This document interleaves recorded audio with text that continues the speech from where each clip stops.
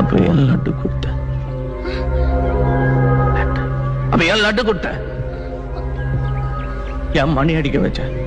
மணி அடிக்கும் போது எதுக்கு என்ன பார்த்து சிரிச்ச? பொம்மையும் ஒன்ன கை காட்டுச்சு.